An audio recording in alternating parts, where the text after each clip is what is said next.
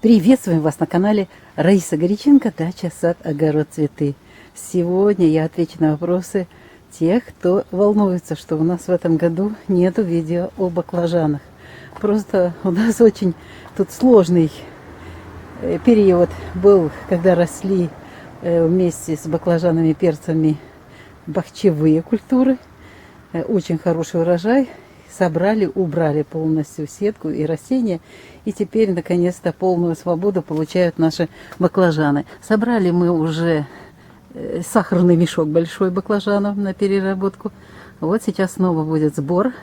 И я решила ответить на ваши вопросы. А вопросы касаются того, что все-таки как можно получить хороший урожай баклажанов. Каким образом, какие-то секреты есть этого или нету.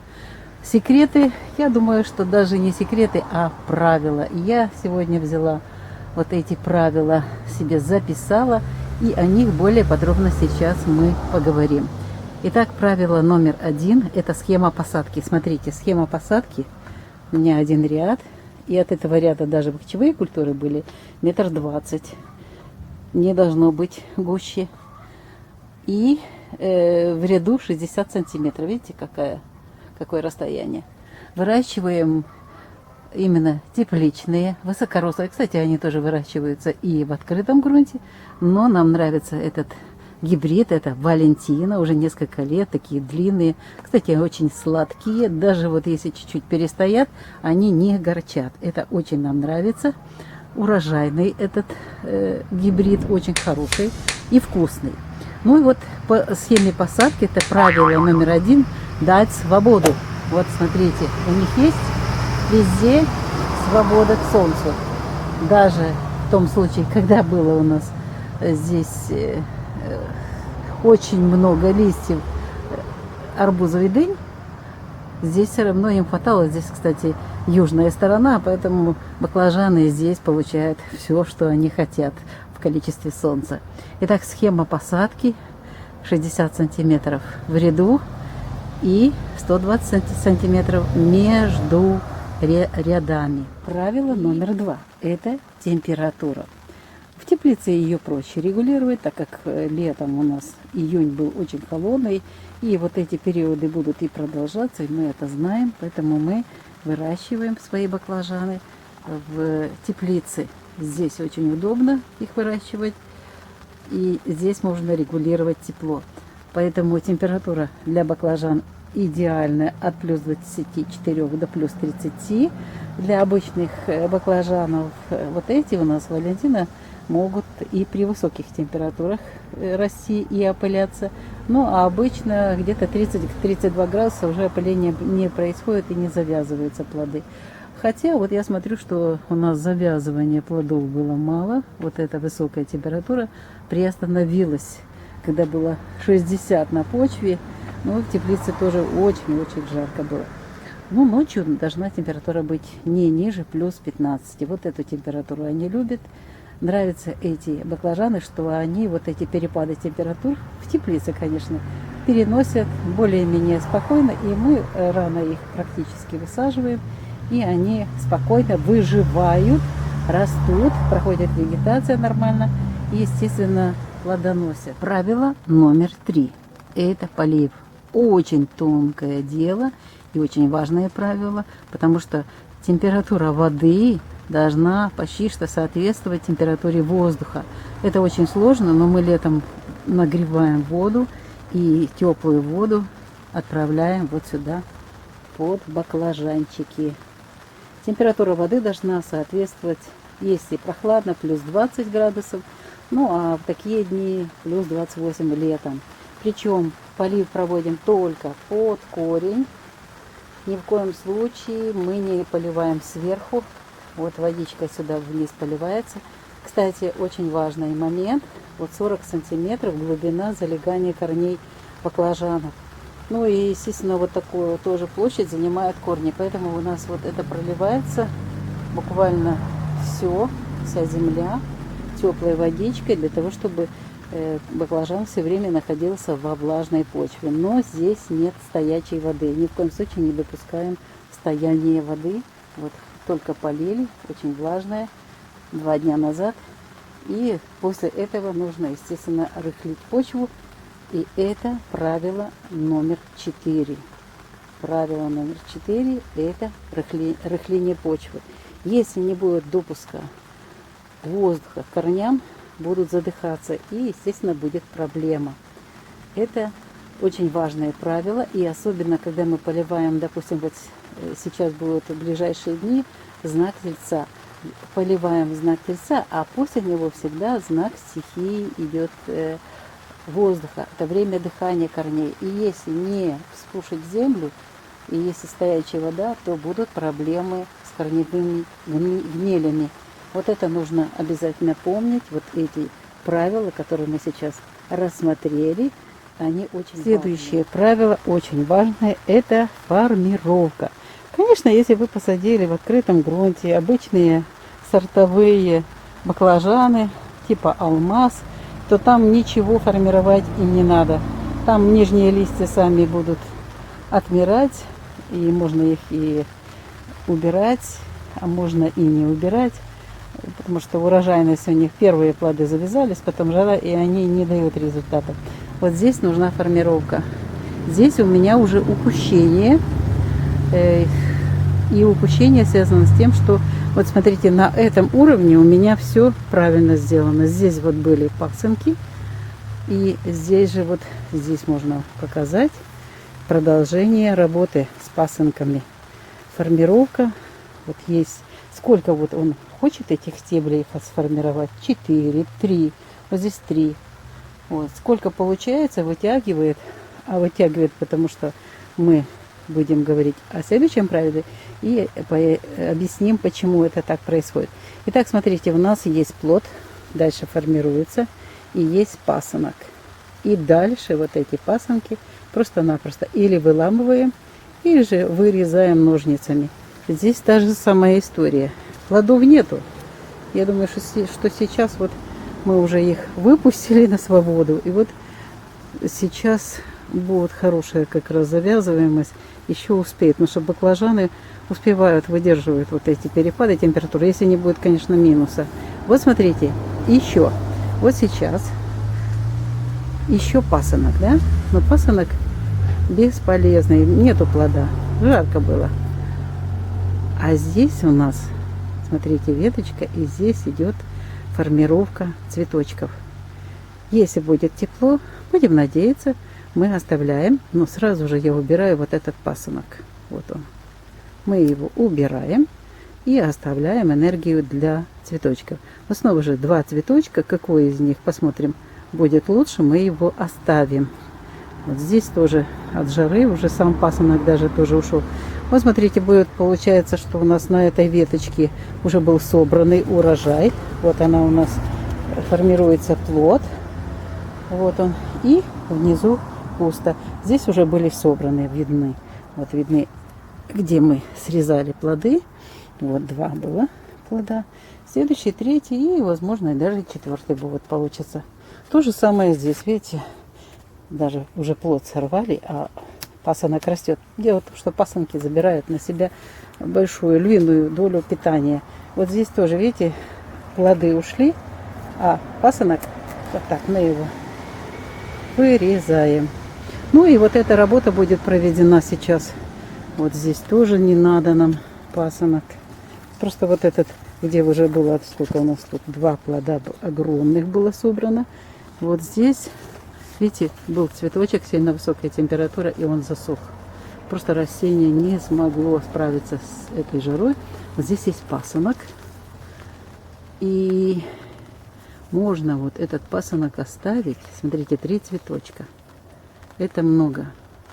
Я беру вот эти 2 цветочка, убираю, оставляю 1.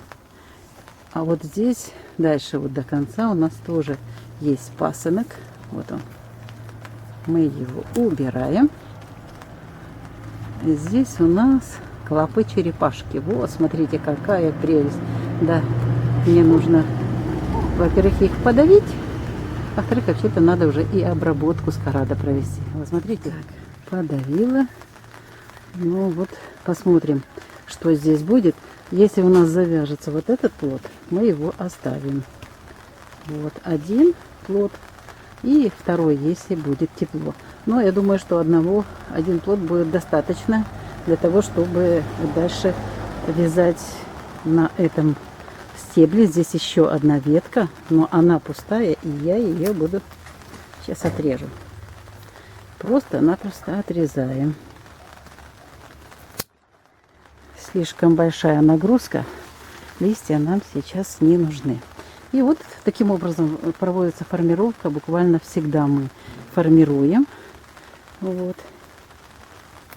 Вот так вот. Снова же пасынки убираем. Здесь непонятно, что еще. Ну, здесь соберем плод. Плоды собираем. Сейчас будет на переработку снова. И, естественно, уже можно будет дальше растению формировать нормальные плоды. Сейчас нужна будет и подкормочка калием. Видите, какие плоды? Уже необходима подкормочка. Почва у нас заранее готовится. Здесь растут сидираты хорошо весь период осенне-зимний. Весной закапывается. Ну и это происходит закапывание за 2 недели до посадки. Во время посадки мы обязательно в каждую ямку добавляем, размешиваем по 1 килограмму мясокостной муки, рыбной муки и кормовых дрожжей. И вот это перемешавши, мы берем одну баночку и вот в радиусе 40 сантиметров посыпаем и перекапываем вот эту землю. И сюда высаживаем наши баклажаны, рассаду баклажанов. Только через рассаду высаживаем. И сюда же потом не поливаем. Затем через несколько дней после посадки мы проводим первый полив, подкормку. Он у нас с молочком. На 10 литров воды добавляем 300 миллилитров свежего молока. К этому времени уже много молока на рынке, оно сравнительно дешевое. И можно вот такую подкормочку сделать. Очень нравится баклажанам, хорошо развивается корневая система и хорошо развивается само растение. После этой подкормочки мы обязательно уже, когда начинает цвести, проводим подкормку по листьям раствором фосфора и калия. У нас особые органические удобрения, поэтому у кого что есть, главное знание, что нужно давать фосфор, калий вот этим плодам, обязательно вот эти элементы питания. Есть еще одна особенность, которая будет наблюдаться и в последующие годы. В этом году она у нас возникла впервые. Я раньше баклажаны кальцием не обрабатывала, сейчас приходится использовать кальций. Почему? Потому что вот этот резкий перепад температур, жара, растение останавливается в развитии, не только плоды, но и физиология вообще, вся физиология растений, все буквально останавливается. Поэтому нужно обязательно использовать раствор кальция 15 мл на 10 литров воды. Опрыскивание по листу, только по листу, или же кальциевая селитра. Если у вас нет, кальциевая селитра каждому доступна. Всем овощным растениям нужна именно вот кальциевая селитра или кальций. Вот этот раствор, вот это питание. Это добавка, и это новое правило. И еще, вот сейчас мы используем при подкормках фосфор и калий, и магний. Магний дает очень вкус, такой хороший, сладкий, нежный. Это очень тоже важное правило, это защита растений, баклажанов от болезней. Это просто бич. Было у меня много лет, никак не могла с этим справиться. И вот это триходермин, у нас называется трихофит. Триходермин у нас в жидком состоянии. Провожу 2 раза в месяц опрыскивание по листьям. Раствор готовлю так. Беру 1 литр трихофита и 9 литров воды. Температура воздуха вечером. Опрыскиваю под листьями и сверху листьев. Обязательно еще в это время, когда обрабатываю вот этим защитным раствором, добавляю какую-нибудь подкормочку. Все подкормки, кроме магния. С магнием не подходит, нивелируется вот этот препарат, и магний не дает результат. Это сразу же подсказка. И обязательное условие. Можно обрабатывать каждую неделю и терять много препарата, а можно вот 2 раза или же раз в месяц даже, если вот сделать вот такую процедуру. Берете 200 миллилитров вот жидкого препарата. Снова же можно смотреть по инструкции, не жалейте, потому что это я делаю всего-навсего 2 раза за сезон. Развожу и проливаю, вот где полили, по политой земле, буквально вот прохожу по всему. Вот, смотрите, и это все, те досочки, все это нужно проходить и проливать вот этим раствором. Получается, что попадая на землю, на почву, здесь и органика есть, вот эти помощники, триходермин, они просто-напросто начинают работать уже, если там в почве есть какие-то вредители в плане спор грибковых заболеваний, естественно, они их уничтожают вот таким образом и внедряются в почву. И уже из почвы у них нет никакой возможности попасть вот этим спором грибковых заболеваний на нижнюю часть листика. И получается, я обработала против болезней по листьям, и затем обработка у меня идет по почве. Вот таким образом мы комплексно решаем вопрос защиты растений от болезней. И еще одно очень важное правило – это правило защиты от вредителей. Болезни – это одно, а вредители – это другое. И здесь и колорадский жук может сюда залететь, белокрылка, паутиный клещ. Вот клопы черепашки, их хотя бы можно выловить, но все равно для профилактики надо будет провести, тоже подготовить обработку, потому что эти вредители всегда на чеку, чтобы попасть на наши баклажаны и их, естественно, испортить. Чаще всего это листья портятся, ну а клопы-черепашки любят очень вот эти маленькие молоденькие листики. И, естественно, здесь они и откладывают, кстати, яйца на молодых растениях, на старых не хотят. Вот, и, естественно, разводятся здесь. Поэтому нужно обязательно профилактические опрыскивания против вредителей. Вот уже новые плоды, надо их сохранить и нужно обработать. Ну вот снова же уже на пасоке, видите, хочет убежать от меня. Все, не убежит никуда. Вот таким образом мы защищаем наши баклажаны от вредителей. Вот это основные правила. Но правило номер 1, которое должно быть во главе всех этих правил, это выполнение всех этих видов работ в благоприятные дни. Это и посев, это и поливы в правильные дни, это и подкормочки, это и рыхление почвы, а также защита от болезней и от вредителей. Все это в комплексе дает хороший результат, дает прекрасный урожай вот этих баклажанчиков, очень вкусных и полезных овощей. Раиса Горяченко, Александр Волик подготовили это видео для вас. Прощаемся. До следующих встреч на нашем канале.